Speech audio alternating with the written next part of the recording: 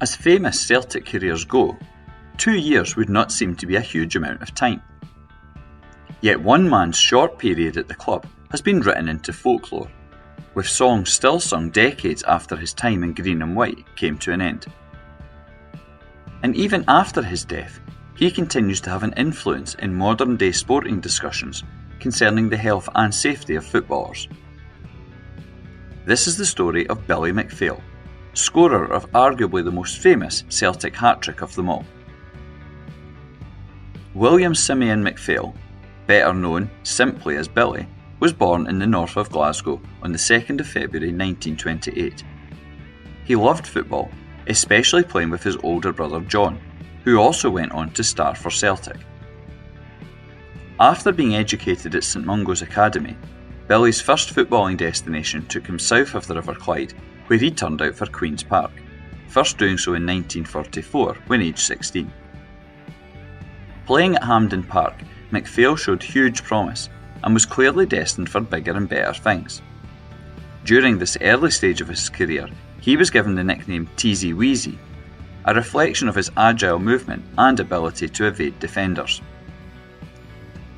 For most of his time at Queen's Park, the wartime regional league system was still in place, though he did play one season in the National Scottish League, scoring twice in 12 games. In 1947, McPhail made the short journey to Shawfield to sign for Clyde, a transfer that marked a significant step up in his career and one that gave him various tastes of success.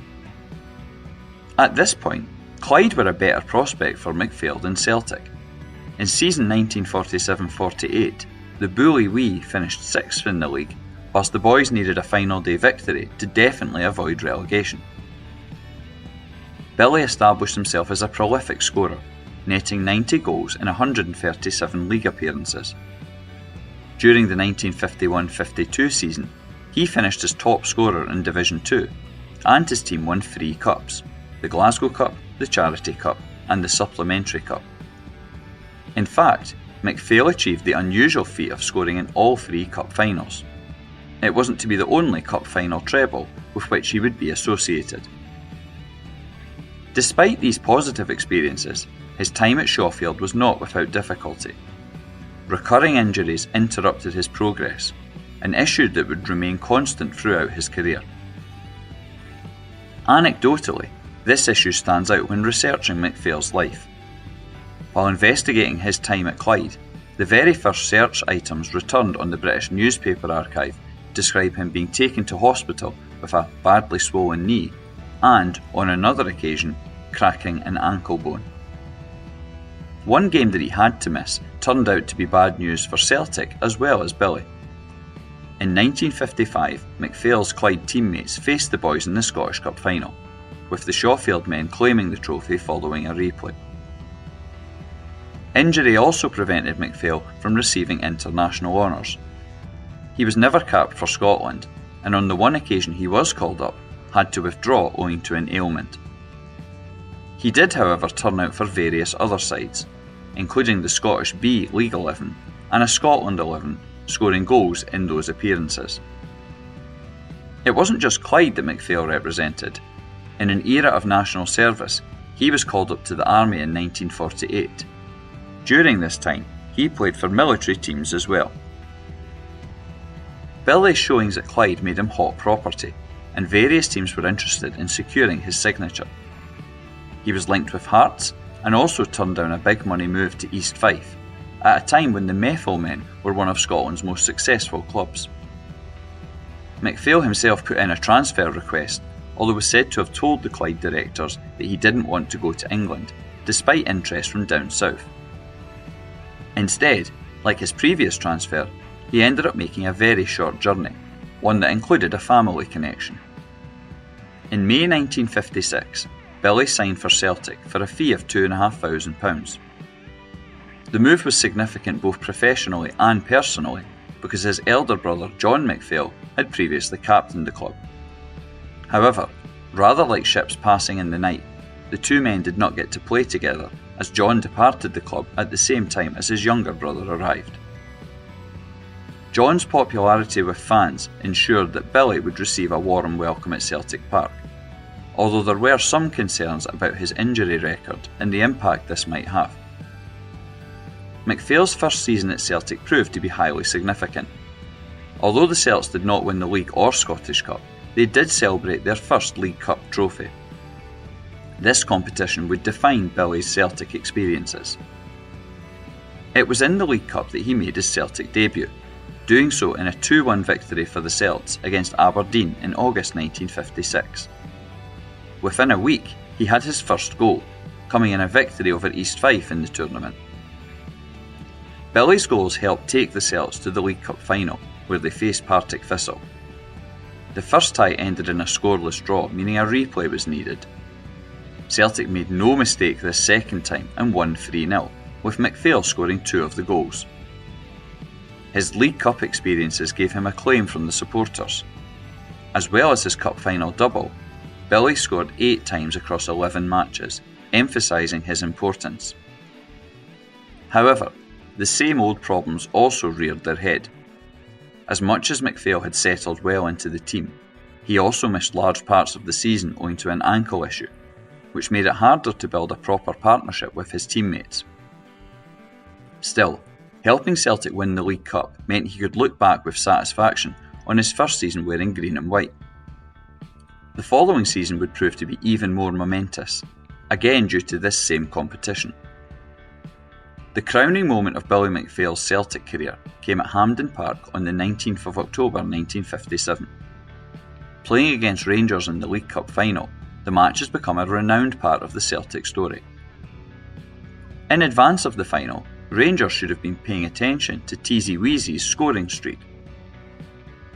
In the 9 games played so far in the 1957-58 League Cup, he had scored 10 goals.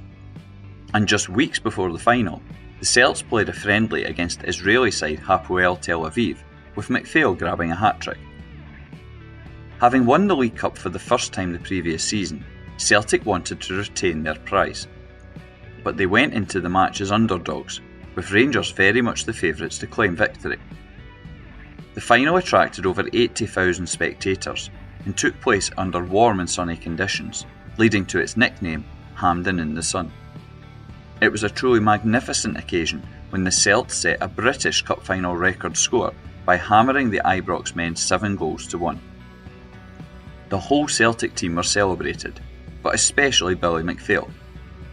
His hat-trick was the standout performance of the match, and Celtic's first National Cup final treble for more than half a century. Remarkably, Billy's 3 goals were all headers. But for different reasons, the issue of heading the ball later became more significant in his life.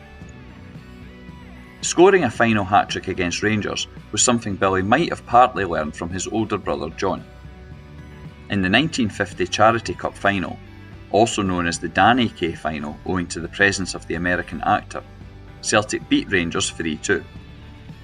Some people credited John with scoring all 3 of the Celts' goals, but although the first 2 goals came from his shots, they were actually put down as own goals following deflections from different Rangers players. There were no further trophies for Billy or Celtic in the 1957-58 season. The club finished 3rd in the title race and were knocked out the Scottish Cup by McPhail's old team, Clyde. Yet again, injury was also an issue for Billy. He missed big chunks of the season, including all Scottish Cup games, because of continual knee and ankle problems.